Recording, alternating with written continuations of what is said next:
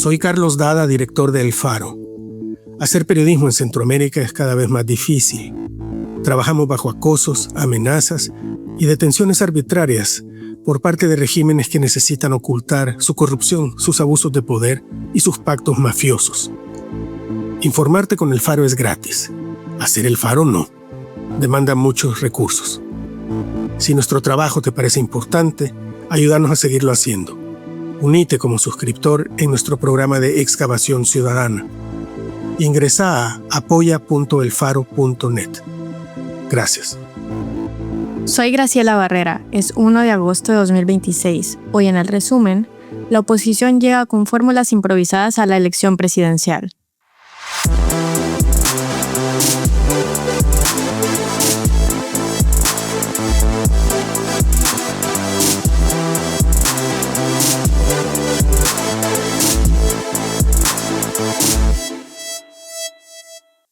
Hace poco más de una década, el FMLN y Arena protagonizaban elecciones que se definían en votaciones cerradas, voto a voto. En la segunda vuelta presidencial de 2014, Salvador Sánchez Serén, el candidato del partido de izquierda, derrotó a Norman Quijano por apenas 6.364 votos. Hoy, esos mismos partidos llegan a la contienda con solo el 1% de apoyo, según el UDOP, y luchando por demostrar que siguen siendo una alternativa política. Los partidos de oposición vuelven a competir en las elecciones de 2027 frente a un presidente que no solo conserva una popularidad del 87.8%, sino que además buscará mantenerse en el poder bajo reglas que él mismo impulsó. En julio de 2025, la Asamblea controlada por Nayib Bukele aprobó adelantar las elecciones presidenciales a 2027, lo que redujo el tiempo de la oposición salvadoreña para buscar candidatos potables.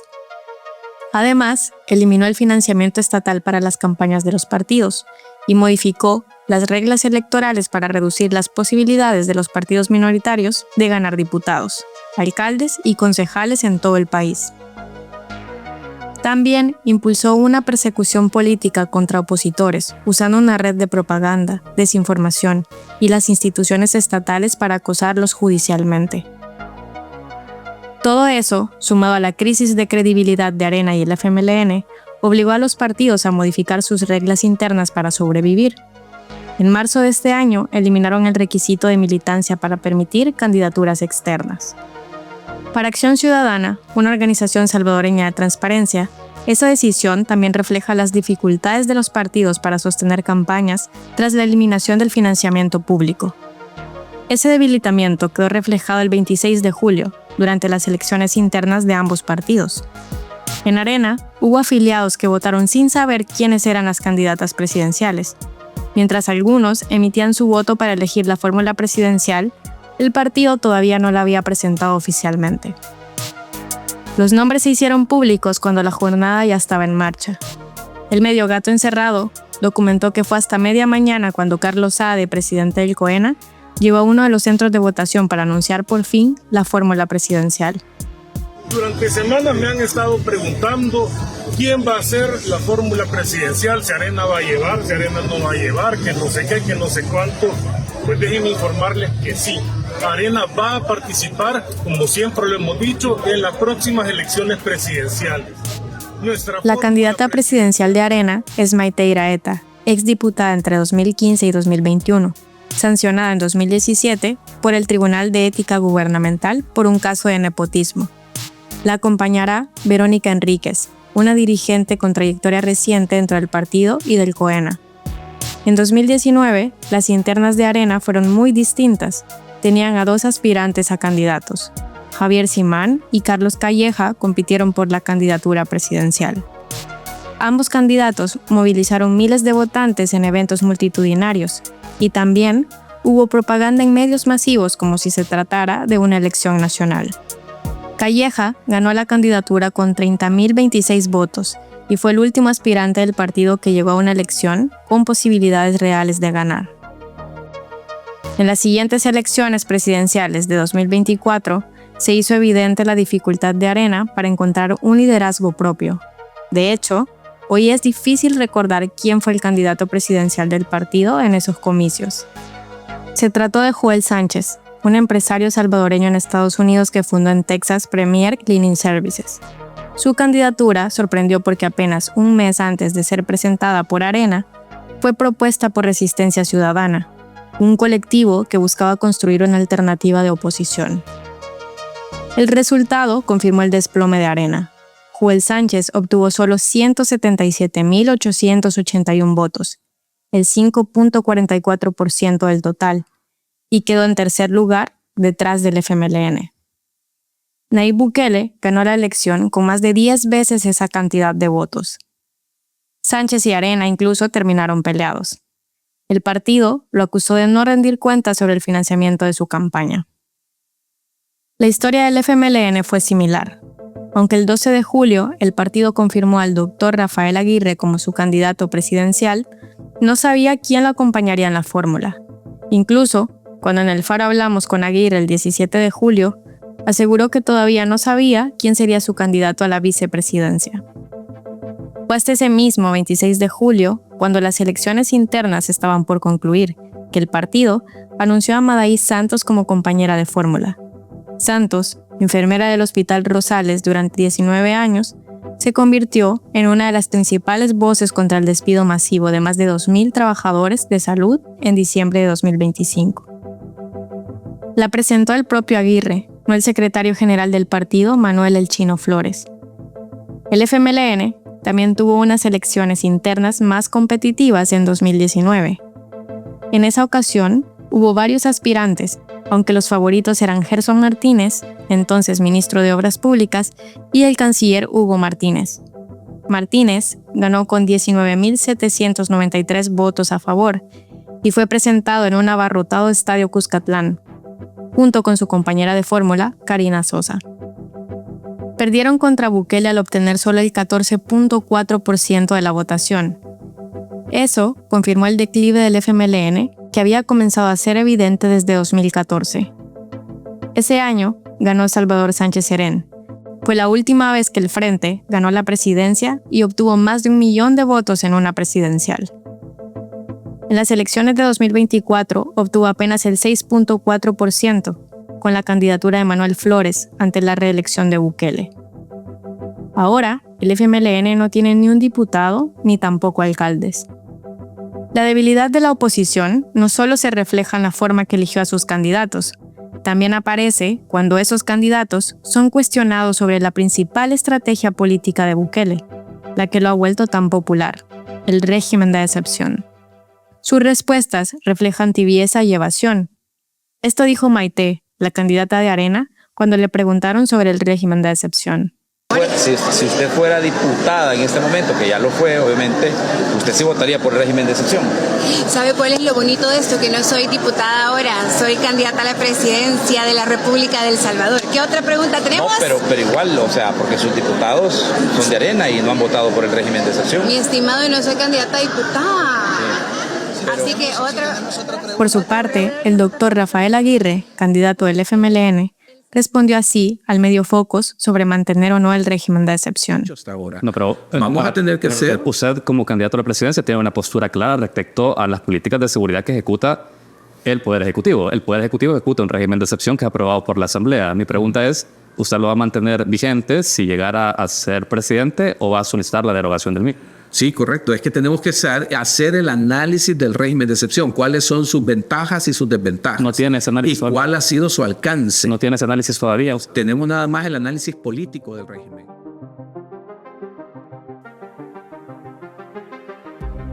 La crisis de la oposición va más allá de Arena y el FMLN. La diputada Claudia Ortiz, la figura opositora más sólida frente al gobierno de Bukele, no buscará la presidencia en 2027. Competirá por la reelección en la Asamblea Legislativa, mientras mantiene diferencias con la dirigencia de Vamos, por su rechazo a construir alianzas con otros sectores de oposición. Vemos en otra parte de la dirigencia una visión de mantener el partido cerrado, pequeño, controlable, ¿verdad?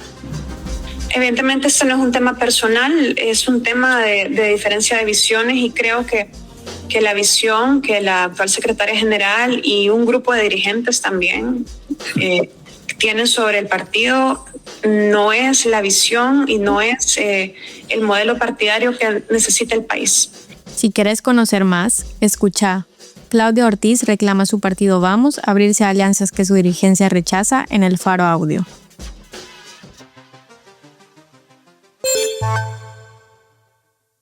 La poeta salvadoreña Crisma Mancía murió a la madrugada del 25 de julio a los 46 años. Su familia confirmó el fallecimiento en redes sociales. Su muerte abrió una discusión sobre las condiciones en las que enfrentó sus últimos meses de vida. En una columna publicada en revista Factum, la poeta y periodista Lauri García Dueñas planteó que la historia de Crisma no puede entenderse sin hablar de su despido del Ministerio de Cultura, mientras padecía una enfermedad cardíaca y otras enfermedades crónicas, la pérdida de sus prestaciones laborales y las dificultades para acceder a atención médica. Esto nos dijo Lauri García Dueñas. Lo más difícil de escribir el texto es sin duda cuando uno está atravesada por una tan mala noticia como la que cuenta la columna, es decir, el que por falta de atención médica y por un despido injustificado una poeta haya trascendido, haya fallecido, pues el solo hecho a mí me ha dejado estupefacta, triste. Mancía fue una de las voces más importantes de la poesía salvadoreña contemporánea. Publicó 5 libros, ganó en 2005 el Premio Internacional de Poesía Joven de la editorial española La Garúa y durante más de una década trabajó en la promoción cultural, desde instituciones públicas donde coordinó proyectos como los Juegos Florales Nacionales y actividades de Ciudad Mujer.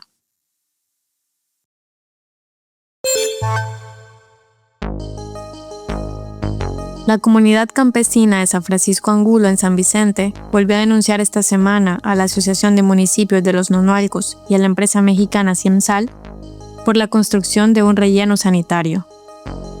Los habitantes advierten que las excavaciones podrían contaminar el río Lempa.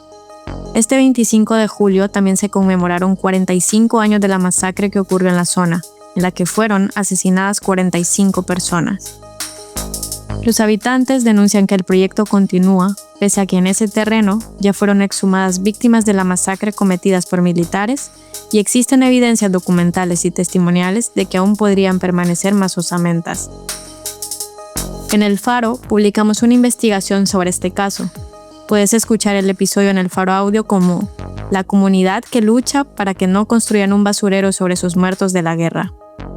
Ese día, personeros de la empresa nuevamente intentan ingresar maquinaria por la fuerza. La comunidad nuevamente está pidiendo los permisos requeridos y ellos no presentan ningún tipo de permiso, ni siquiera se bajan de sus vehículos para platicar con las personas. Están haciendo todo de manera inconsulta, ni siquiera bajan los vidrios. La comunidad nuevamente está rechazando este relleno sanitario que está haciendo. Y tengo el honor de compartir una de las grandes noticias de la noche, el ganador en la categoría texto. El exilio nos alcanza.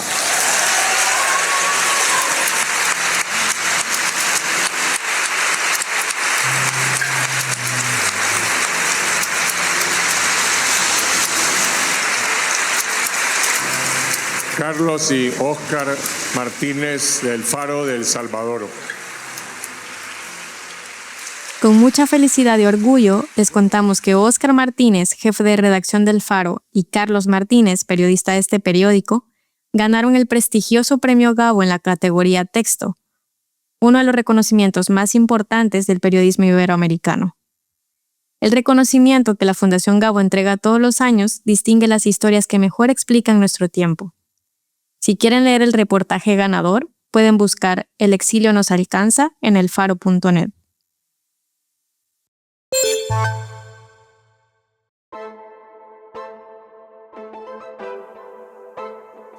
En la nota de Centroamérica, Gabriel Labrador nos cuenta sobre el inédito choque en Costa Rica entre el Poder Judicial y el nuevo gobierno de la presidenta Laura Fernández.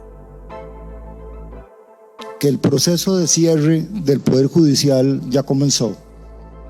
El que no se ha dado cuenta de esto es que simplemente no se quiere dar cuenta. En el pasado las democracias acababan con golpes de Estado. En el presente las democracias acaban con golpes presupuestarios. ¿Y hacia dónde vamos? Hacia un autoritarismo. No tengo ninguna duda. Ese es el magistrado de la Sala de lo Constitucional de Costa Rica, Jorge Araya, durante una sesión de trabajo de la Corte Suprema de Justicia de su país el 20 de julio. Araya se queja del nuevo anuncio de la presidencia costarricense de que recortará un importante monto del presupuesto judicial para lo que resta del año. Sus palabras no son un exabrupto, reflejan el sentir de muchos funcionarios judiciales que también dijeron estar alarmados por la asfixia financiera al Poder Judicial. Los magistrados llamaron a una conferencia de prensa de emergencia al final del día y reclamaron que el Ejecutivo ya recortó el 42% de los gastos operativos para los próximos meses, una reducción de unos $6.6 millones. Para entender este conflicto, hay que entender qué es Costa Rica en Centroamérica, o incluso en el mapa más amplio de Latinoamérica. Ha tenido un sistema de justicia reconocido por ser uno de los menos congestionados y por tener una democracia más estable que el resto de países. Pero en los últimos 4 años ha habido retrocesos. El índice de democracia liberal, VDEM, por ejemplo, muestra un deterioro moderado de la democracia durante la última década. El World Justice Project registra retrocesos en Estado de Derecho, contrapesos y libertades cívicas, mientras que el informe de libertad de prensa de Reporteros Sin Fronteras documenta una caída de 30 puestos desde 2022. El gobierno anterior, el de Rodrigo Chávez, y del actual gobernante Laura Fernández, que comenzó en mayo, han crispado las relaciones con las instituciones democráticas. Fernández también ha sido abanderada de un discurso de mano dura contra la delincuencia, aunque sus propuestas y políticas se han centrado en acciones policiales y en las cárceles. La justicia se ha llevado la peor parte. En el último año, las rebajas presupuestarias ordenadas por el gobierno alcanzan los $46 millones, casi el 4% del presupuesto anual del Poder Judicial, según datos de la Corte Suprema. Estos recortes, según una nota del diario El País, impidieron la contratación de nuevos fiscales e investigadores. El fiscal general Carlos Díaz, designado por la Corte Suprema y que ha promovido varias investigaciones contra el expresidente Chávez, denunció que la presidenta Laura Fernández quiere tomarse el Poder Judicial. El fiscal Díaz y otros funcionarios explicaron que los recortes dinamitan la lucha contra el crimen organizado y los narcos. Esto es grave en un país que ha aumentado su violencia homicida en un 50% en los últimos 5 años, según el diario El País.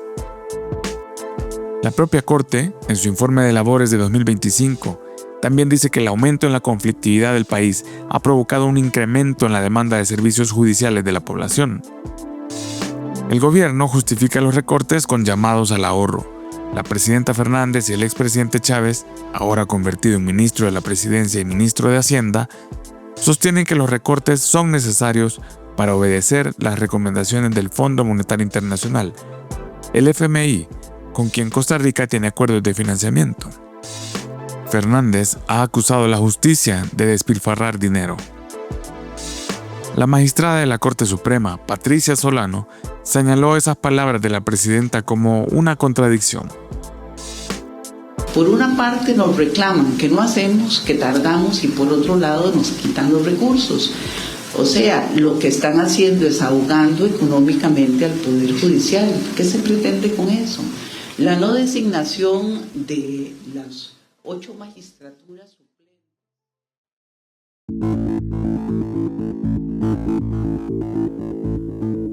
Antes de despedirnos, queremos anunciarles que la próxima semana no habrá episodio. El equipo del Faro se tomará una pausa por las fiestas agostinas en San Salvador. Nos volvemos a escuchar el 14 de agosto. Les deseamos felices fiestas. Aquí termina el episodio de hoy del Resumen, un podcast original del Faro Audio. Suscríbete en Spotify, YouTube, Apple Podcasts o iHeartRadio. Gabriela Cáceres y yo escribimos los temas principales y secundarios. La nota de Centroamérica fue escrita por Gabriel Labrador. La edición del episodio es de Victoria Delgado. El arte de portada es de Daniel Reyes. La producción de sonido y música es de Omnium.